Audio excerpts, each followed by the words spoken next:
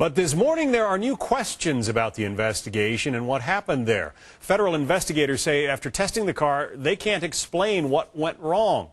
Will we ever know what really happened? Let's talk about it from Washington. Congressman Issa joins us. He's a Republican from California, also the ranking member of the House Committee on Oversight and Government Reform. You had a committee staff member sort of looking over the shoulders of engineers from Toyota and from the government as they tried to duplicate this problem on this particular car. What did he find? Well, what they found was the damage to the car was not completely consistent with the story that was given, and they couldn't repeat this in any way, shape, or form. They put new brakes on the car and took it out for over 2 hours, could not come up with anything that resembles what Mr. Sykes had said. But as you know, the state trooper whose car we just saw in a photo that I guess you didn't see, but the state trooper who was able to get in front of that car, merge the two of them together and then bring the Prius to a stop. He said that he saw the brake lights illuminated. He smelled the brakes burning. It sure seemed at the time like it was a legitimate case of a runaway car. Well, certainly the Highway Patrol did a heroic job, and I appreciate their work. But as Toyota and Issa engineers went through this piece by piece, they were able to eliminate not only all known problems, but cast some doubt as to whether it happened exactly that way. We're going to wait for the final report, but in our oversight of Congress, we got what we wanted. Toyota putting their people into checking thoroughly, Issa putting their people side by side checking thoroughly. Secretary LaHood granted both the transparency they promised and the accountability and the responsiveness towards safety.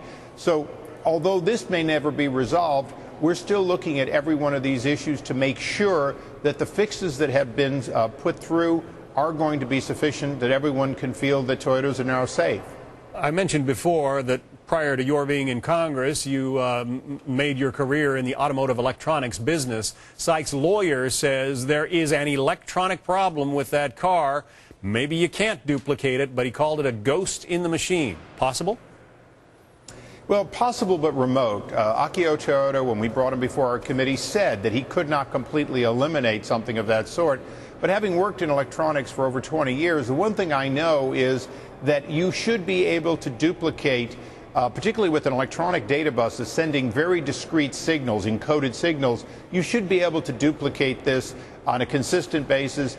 They're going to continue going through this and other cars, but in most cases they're finding the real cause to be other known problems or, to be honest, driver error.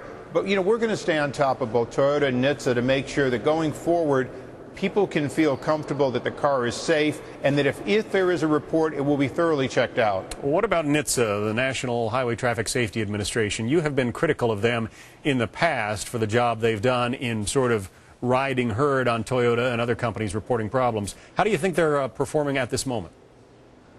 Well, it's amazing when you shed light on a problem, bureaucrats do a good job. And I think both Secretary LaHood and our investigation has shed light on an organization that now is stepping up its making the auto companies do their job. The General Motors, the Chevy Cobalt recall certainly was long overdue and happened. And Toyota is being quite frankly, forced to live up to an incredibly high standard, one higher than the auto companies. But I think that's good for Toyota and it's good for automotive safety. Secretary LaHood is calling for a brake override summit, a scientific investigation that will apply to all automobile manufacturers. So there's a lot of good starting to come out of the tragedies that did occur with the Saylor family and others. So in short, Congressman, can you tell the American public that they should start to feel confident that their government is doing everything it can to make sure that the cars we drive are safe? I can say that this secretary and Issa now are living up to our expectations. They're doing the job every day.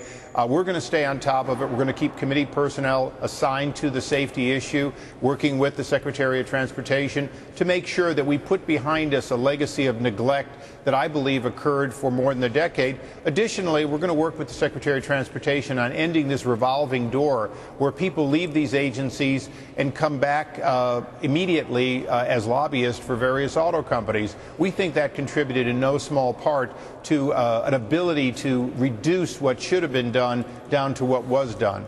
Congressman Issa, Republican of California. Thanks. Well, at this moment, the stakes are high for everybody.